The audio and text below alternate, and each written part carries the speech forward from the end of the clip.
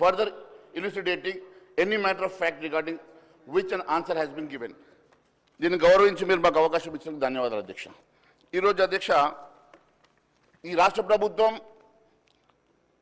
గౌరవ ఉప ముఖ్యమంత్రి గారు బట్టి విక్రమార్క గారు బడ్జెట్ ప్రవేశపెడుతూ 2,91,159,000 కోట్ల బడ్జెట్ని ప్రవేశపెట్టిన అధ్యక్ష.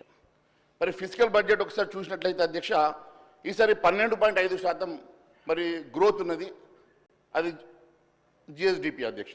జిఎస్డిపి గ్రోత్ ప్రకారం 3%ని 3.5%గా కేంద్ర ప్రభుత్వం మనకు అవకాశం ఇచ్చి ఈరోజు మనకు అప్పు తీసుకునేటువంటి అవకాశము మరి 16.5 లక్షల కోట్లకు గాను ఈరోజు మనకు దాదాపుగా మరి 57,000.75 crores అప్పు తీసుకునేటువంటి 57,000 కోట్ల అప్పు తీసుకునేటువంటి అవకాశం ఈ రాష్ట్ర ప్రభుత్వానికి ఉన్నది అధ్యక్ష.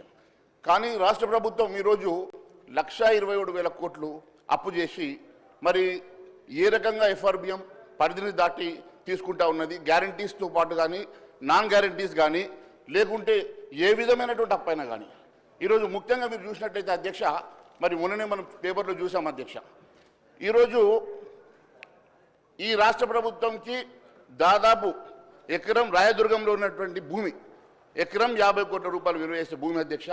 దాదాపు 400 ఎకరాల భూమి ప్రైవేట్ ఫైనాన్స్ సంస్థలకు తాకట్టు పెట్టుకోవాలని బహిరంగ మార్కెట్లో 20,000 కోట్ల విలువైనటువంటి భూముల్ని ఈరోజు తాకట్టు పెట్టి మర్చెంటైల్ బ్యాంక్ ఎంపిక చేసి దానికోసం టీజీఐఐసి వాళ్ళు ఒక ప్రత్యేకమైనటువంటి ఒక అడ్వర్టైజ్మెంట్ ఇచ్చి దానికి వాళ్ళను ఐడెంటిఫై చేసి మరి బ్యాంకర్స్ ఐడెంటిఫై చేసి వారికి 2-3% కమిషన్ ఇచ్చి మరి అప్పులు తీసుకునేటువంటి దుస్థితి రావడానికి బాధగా ఉంది అధ్యక్ష.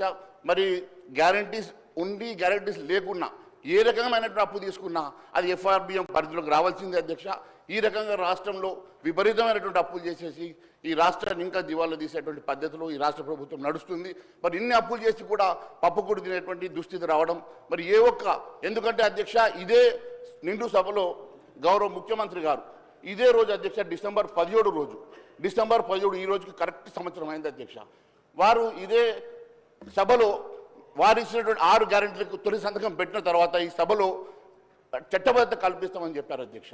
కనీసం చట్టబద్ధత కల్పించి ఈ డబ్బుని చట్టబద్ధత ప్రకారం 6 గ్యారెంటీలు అమలు చేసినా కూడా రాష్ట్ర ప్రజానీకానికి లాభం జరుగుండేది అధ్యక్ష.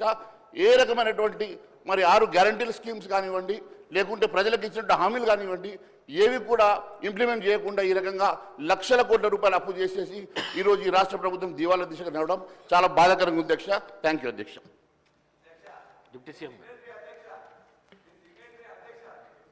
అధ్యక్ష మహేశ్వర్ రెడ్డి గారు చెప్పినట్టుగా మేమెవరూ కూడా ఎఫ్ఆర్బిఎం లిమిట్ దాటి ఎక్కడ అప్పు చేయడానికి ప్రయత్నం చేయట్లేదు అధ్యక్ష. చేయం